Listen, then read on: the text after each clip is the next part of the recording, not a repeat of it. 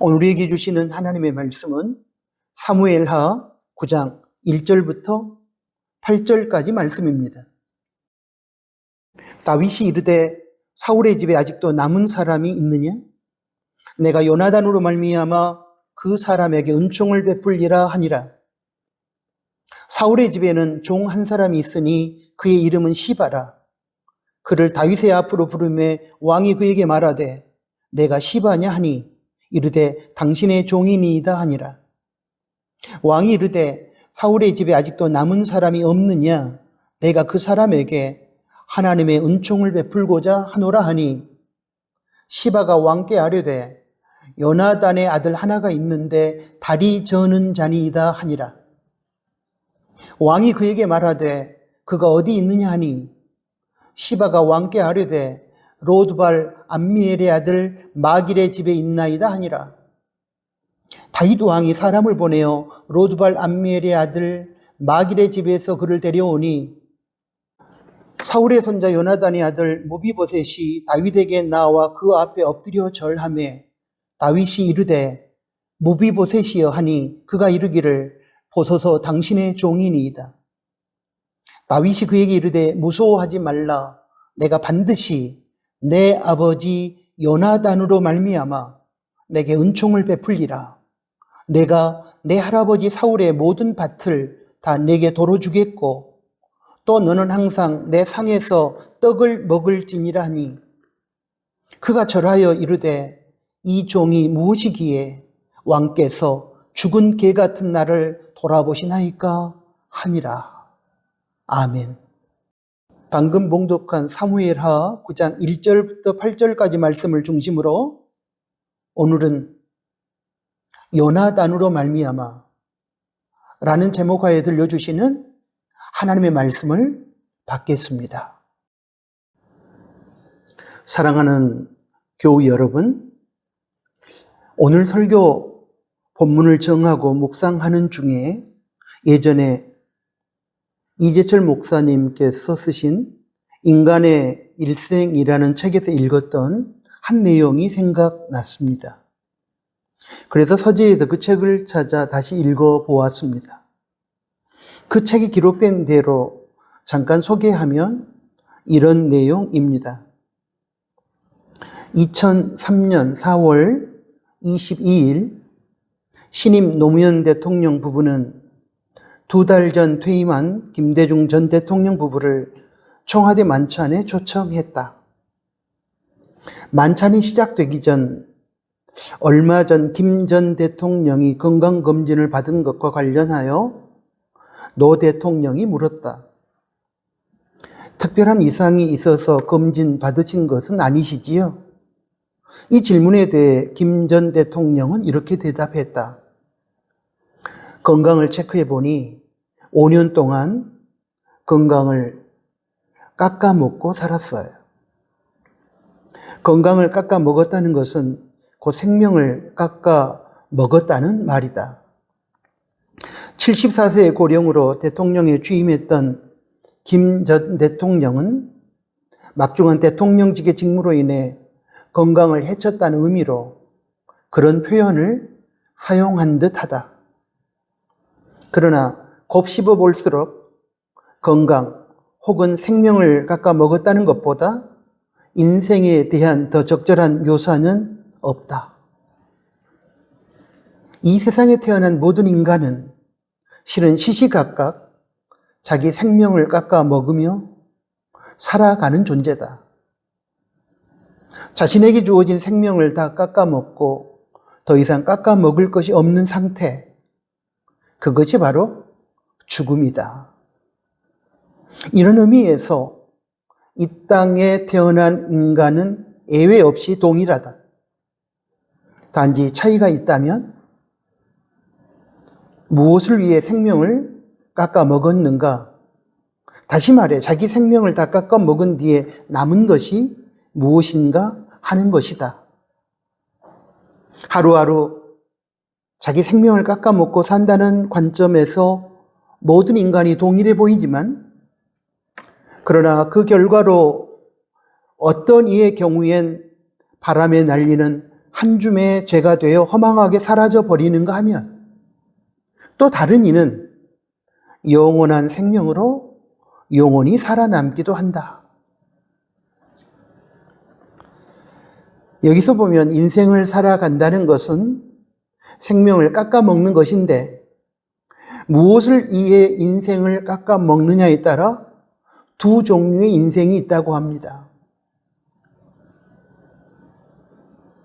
자기 생명을 깎아먹고 산다는 점에서는 모든 인간이 동일해 보이지만, 그러나 그 결과로 어떤 경우엔 바람에 날리는 한 줌의 죄가 되어 허망하게 사라지는 인생이 있는가 하면, 또 다른 이는 영원한 생명으로 영원히 살아남기도 하는 인생이 있기도 하다는 것입니다.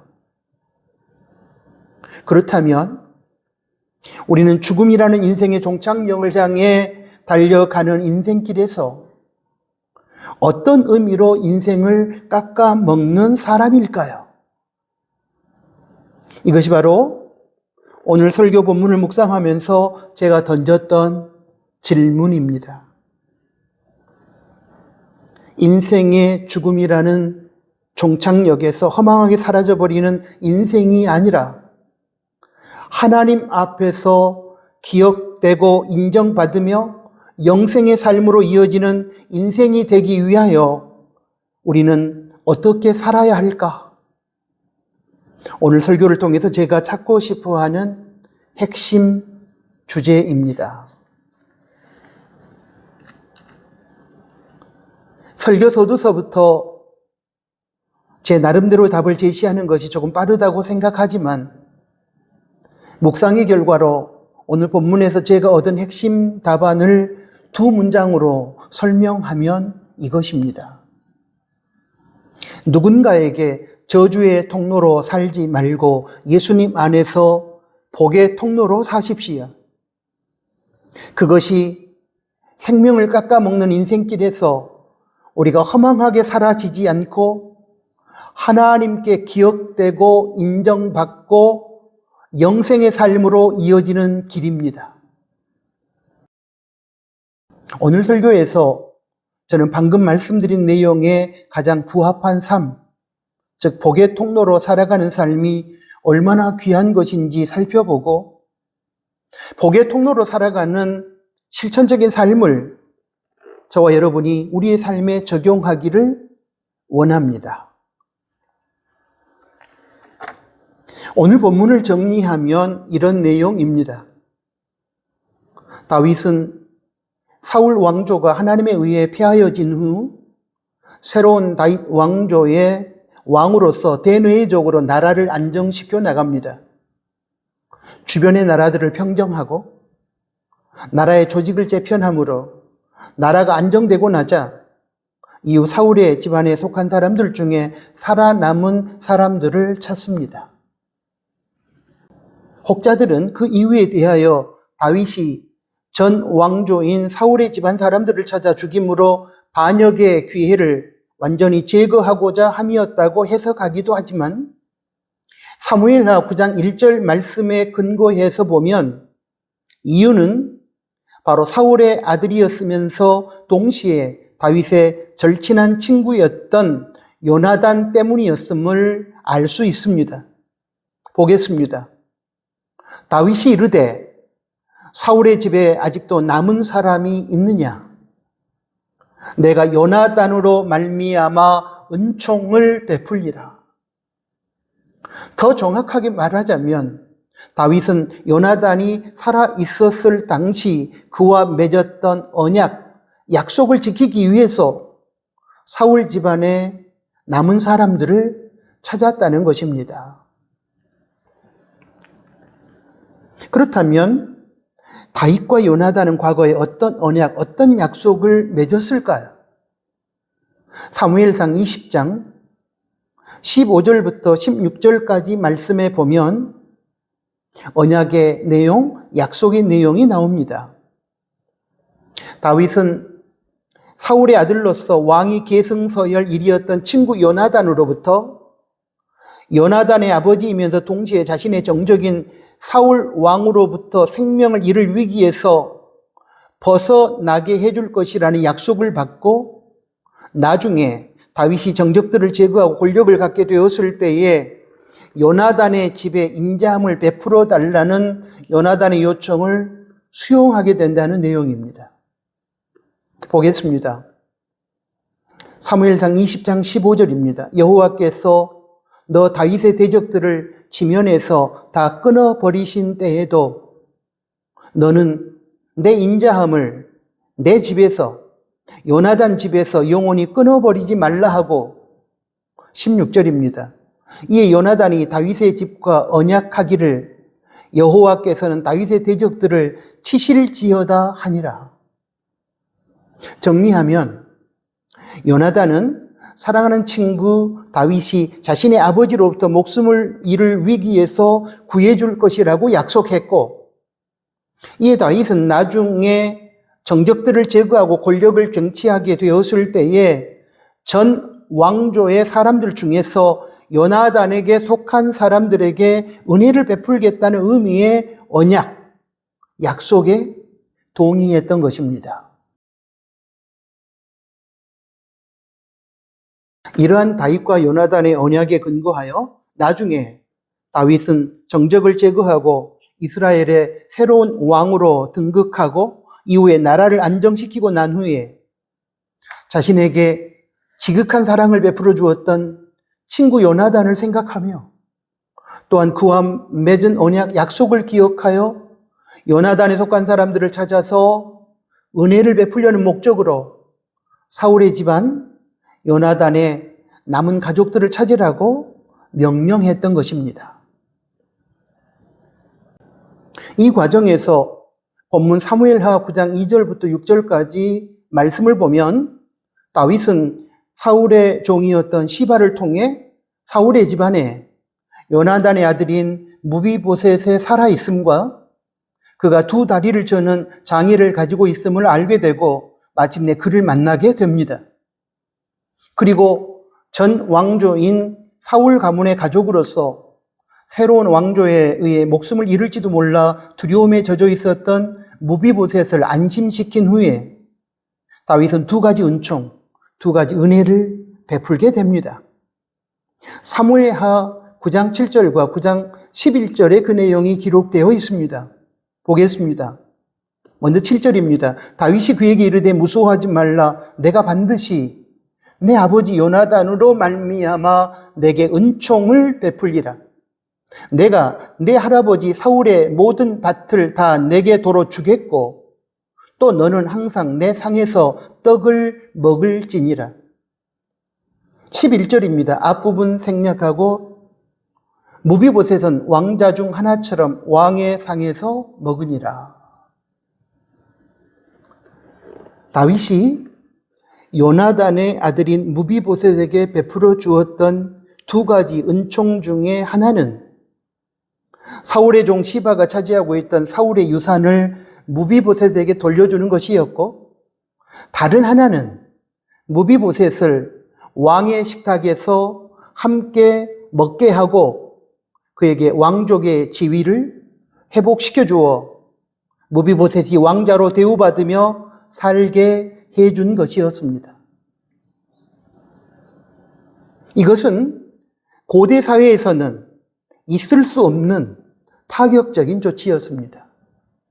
왜냐하면 멸망한 왕조의 왕족들은 새로운 왕조에 의해 모두 다 죽임을 당하거나 귀양을 갈 수밖에 없었음에도 불구하고 다윗의 정적 사울 왕의 손자인 무비보셋은 다윗에 의해 사울 왕가의 재산을 돌려받았을 뿐만 아니라 또한 왕족의 지위가 회복되어 왕자로 살아가게 되었기 때문입니다. 이 지점에서 던지는 우리의 질문은 이것입니다. 그렇다면 멸망한 왕조의 가족인 사울의 손자 무비보셋이 죽임을 당하거나 귀양을 가지 않고 새로운 왕조의 권력자인 다윗으로부터 무슨 이유로 이렇게 엄청난 은총을 받을 수 있었느냐 하는 것입니다.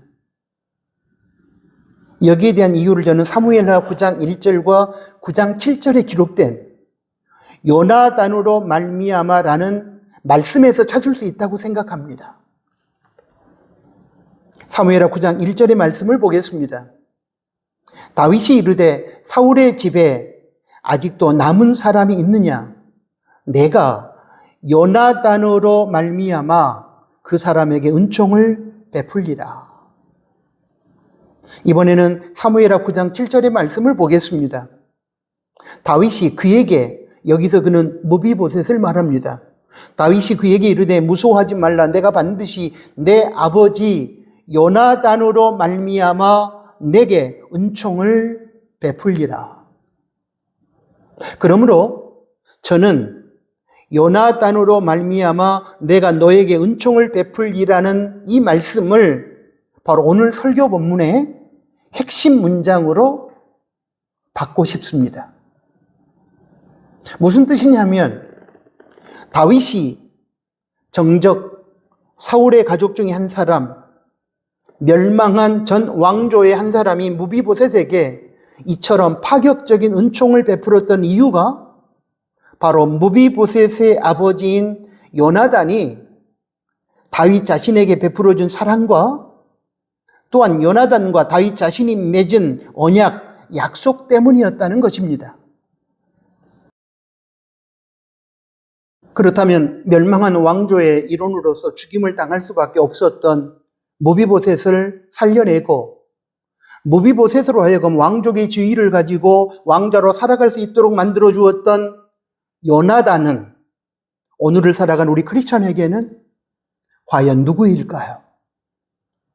오늘 본문에 기록된 요나단으로 말미암아라는 이 말씀의 의미는 오늘을 살아가는 우리 크리스천에게는 어떤 의미로 다가오는 것일까요? 저는 이에 대하여 두 가지 관점에서 그 답을 찾아보고 싶습니다.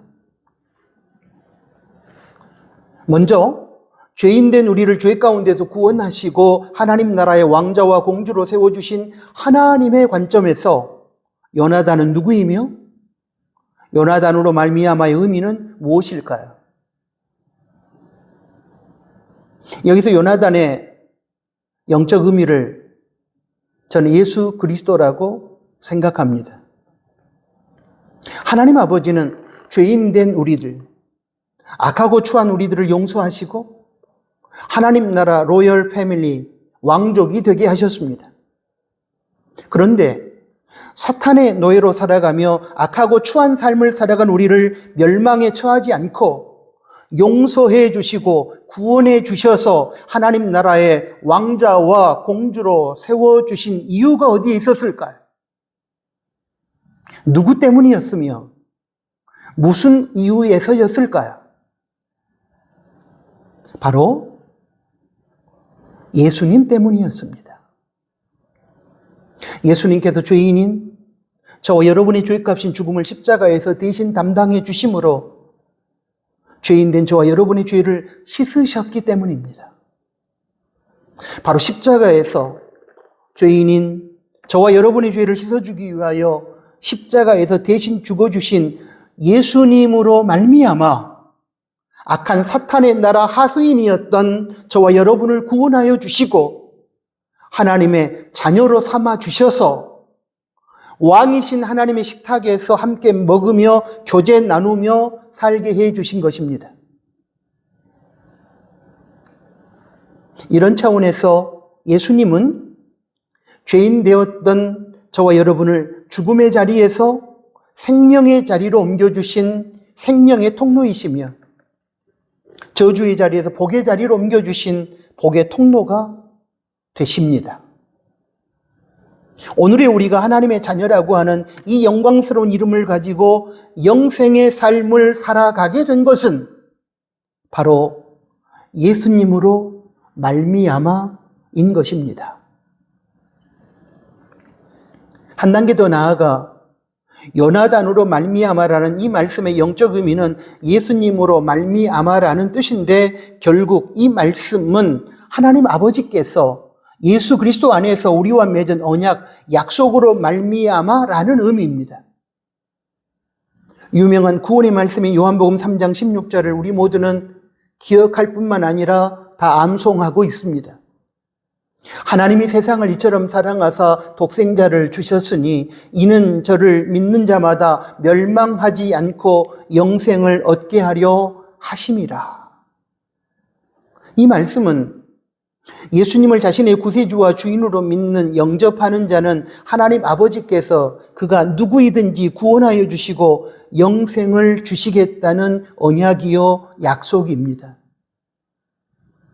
이러한 하나님 아버지의 약속으로 말미암아 그 약속에 근거하여 죄인 되었던 우리는 구원을 받고 하나님의 자녀가 되어 영생의 삶을 살아갈 수 있게 된 것입니다. 그러므로 우리를 죄 가운데서 구원하여 주신 하나님의 관점에서 보면 본문의 요나단으로 말미암아에서 요나단은 우리를 구원하기 위하여 십자가에서 우리의 죄값인 죽음을 대신 담당하시고 죽으신 예수 그리스도이시며, 요나단으로 말미암아라는 이 말씀의 또 하나의 의미는 하나님 아버지께서 예수님 안에서 죄인 된 우리와 맺은 언약, 약속을 말하는 것입니다. 정리하면 하나님 아버지께서는 죄로 인해 사탄의 노예로 살아가던 우리를 예수님으로 말미암아 하나님 아버지의 언약, 약속으로 말미암아 구원하여 주시고 하나님 나라의 로열 패밀리로 살게 해 주신 것입니다. 이런 의미에서 우리는 예수님께 생명과 구원의 빚을 진 빚진 자이고, 예수님은 우리의 생명, 우리 영생의 통로이며 복의 통로인 것입니다. 그러므로 우리는 예수님으로 말미암아 주어진 구원의 은총으로 인하여 하나님 아버지의 언약, 약속으로 말미암아 주어진 영생의 은혜로 인하여 매일매일 예수님께 감사하며 하나님을 찬양하고 하나님께 영광을 돌려야 마땅할 것입니다. 다음으로 누군가에게 직간접적으로 영향력을 끼치고 살아갈 수밖에 없는 우리 크리스찬의 관점에서 요나단은 누구이며 요나단으로 말미암아의 의미는 무엇일까요? 저는 이에 대하여 본문의 요나단은 어떤 이에게 복의 통로로 살아가는 누군가라고 생각합니다. 우리 중에 어떤 이는 누군가를 살려내고 누군가에게 도움을 주고 누군가의 희망을 살려내는 복의 통로로 살아가는 사람일 것입니다. 그러나 우리 중에 어떤 이는 누군가를 죽음으로 몰고 가고 누군가를 힘들고 고통스럽게 하며 누군가의 희망을 짓밟는 저주의 통로로 살아가는 사람일 것입니다. 전자는 설교서두에서 언급했던 것처럼 생명을 깎아먹는 인생길에서 하나님께 기억되고 인정받는 영생의 삶을 살아가는 인생이며, 후자는 생명을 깎아먹는 인생길에서 한 줌의 죄로 사라져버리는 허망한 영벌의 삶을 살아가는 인생일 것입니다. 아버지 요나단이 친구 다윗에게 행한 선하고 의로운 사랑으로 말미암아 멸망한 왕조의 후손으로서 죽을 수밖에 없었던 무비보셋이 다윗으로부터 상상할 수 없는 은혜와 복을 받고 왕족의 명예를 지키며 살아갈 수 있었던 것은 바로 아버지 요나단이 아들 무비보셋에게 복의 통로가 되었기 때문입니다. 이런 의미에서 사람들에게 직간접적으로 영향력을 끼치고 살아갈 수밖에 없는 오늘날의 우리 크리스찬의 관점에서 보면 본문의 요나단은 복의 통로로 살아가는 크리스찬, 성도라고 말할 수 있을 것입니다. 복의 통로로 살아가는 삶에 대한 보다 상세한 설명을 위해 저는 아버지 야곱이 아들 요셉을 축복했던 창세기 49장 22절의 내용을 살펴보려고 합니다. 창세기 49장 22절 말씀입니다. 요셉은 무성한 가지, 곧 샘 곁에 무성한 가지라. 그 가지가 담을 넘었도다.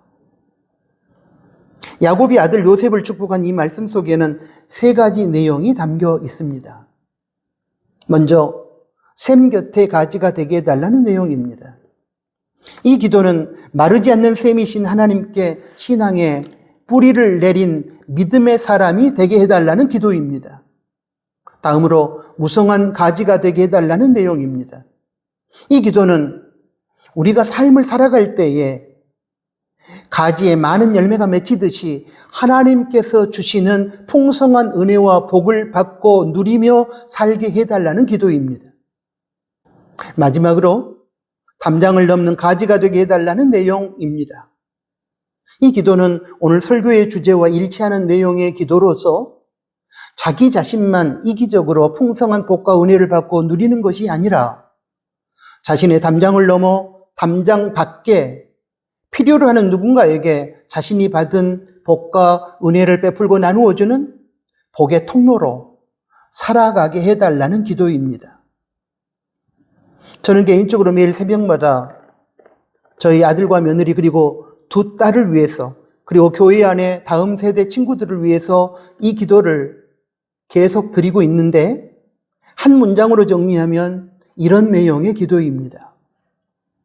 하나님 아버지, 저희 자녀들과 교회 안에 다음 세대 친구들이 예수님 안에서 하나님께 신앙의 뿌리를 내리고 하나님의 복과 은혜를 받아 풍성한 삶을 누리게 하시고 하나님께서 허락하신 복과 은혜를 자신만 누리며 이기적으로 살아가는 것이 아니라 자신의 담장을 넘어 필요로 하는 누군가에게 그 복과 은혜를 베풀고 나누어주는 복의 통로로 살아가게 하여 주십시오. 이것이 매일 새벽 제가 저희 자녀들과 교회 다음 세대를 위하여 기도하는 기도의 내용입니다. 사랑하는 나누는 가족 여러분, 어떻습니까? 지금 우리의 삶은 하나님으로부터 받은 복과 은혜를 필요로 하는 누군가를 살리고 도와주고 회복시키기 위해 베풀고 나누어주며 살아가는 삶입니까? 그렇다면 우리의 삶은 복의 통로로서 살아가는 삶이며 그 삶은 비록 인생의 종착역을 향하여 달려가는 생명을 깎아먹는 삶이지만 하나님께 기억되고 인정받는 영생으로 이어지는 삶이 될 것입니다. 그때 우리는 누군가를 살려내고 회복시켜주는, 즉 무비보셋에게 있어서의 요나단과 같은 사람이 될 것입니다. 무비보셋이 요나단으로 말미암아 생명을 얻고 왕족의 지위를 회복하며 살아갈 수 있었던 것처럼 누군가가 복의 통로로 살아가는 저와 여러분으로 말미암아 생명을 얻고 누리고 도움을 받고 희망의 자리로 나아가게 될 것입니다. 짧다면 짧고 길다면 긴 인생을 깎아먹고 살아가는 인생길에서 이보다 더 의미 있는 인생이 여러분 어디에 있겠습니까? 이렇게 요나단으로 살아가는 인생, 복의 통로로 살아가는 인생이 바로 영생을 소유한 크리스찬의 참된 삶이 아니겠습니까? 그렇기 때문에 우리는 모두 다 죽음의 통로로 살아가지 말고 생명의 통로로 살아가야만 하는 것입니다. 누군가에게 저주의 통로가 되지 말고 복의 통로가 되어야 하는 것입니다. 사랑하는 교우 여러분, 저와 여러분에게 주님의 이름으로 부탁하고 싶습니다. 요나단으로 말미암아 멸망 왕조의 후손이었던 무비보셋이 죽임을 당하지 않고 생명을 얻었으며 죽은 개와 같은 신세였던 무비보셋이 왕족의 지위를 누리며 살게 되었듯이 죄인 되었던 저와 여러분이 예수님으로 말미암아 구원받고 영생을 누리며 살게 되었으며 하나님 나라의 로열 패밀리로 왕족으로 살아갈 수 있음에 감사할 수 있기를 바랍니다. 또한 누군가에게 복의 통로가 되어주는 우리의 삶으로 말미암아 사랑하는 가족들, 교우들, 그리고 우리가 받은 복과 은혜를 필요로 하는 누군가가 살아나고 회복되고 희망의 자리로 나아가는 생명의 역사가 나타나기를 희망합니다. 아멘. 하나님 아버지, 오늘 주신 말씀에 감사합니다. 생명을 깎아먹고 살아가는 인생길에서 그동안 저희의 삶이 누군가에게 저주의 통로로 살진 않았는지 돌아보는 시간이었습니다. 누군가에게 복의 통로로 살아가는 저희가 될 수 있도록 하나님 저희를 도와주십시오. 예수님으로 말미암아 죽음의 자리에서 생명 영생을 얻었고 저주의 자리에서 복의 자리로 나아올 수 있었음을 기억하면서 구원해 주신 예수님을 향하여 감사의 고백을 올려드리고 찬양과 영광을 올려드리는 저희들이 되게 하여 주십시오. 그리고 이제 무비보셋을 살려내고 무비보셋이 왕족의 주의를 회복하며 살아갈 수 있도록 해주었던 그의 아버지 요나단과 같은 사람이 저희가 되게 하여 주셔서 누군가에게 우리가 받은 복과 은혜를 나누어 주고 베풀어 주므로 누군가를 살려내고 누군가를 도와주고 누군가를 희망의 자리로 이끌어주는 복의 통로로 살아가는 저희들의 인생이 되게 하여 주십시오. 예수 그리스도의 이름으로 기도합니다. 아멘.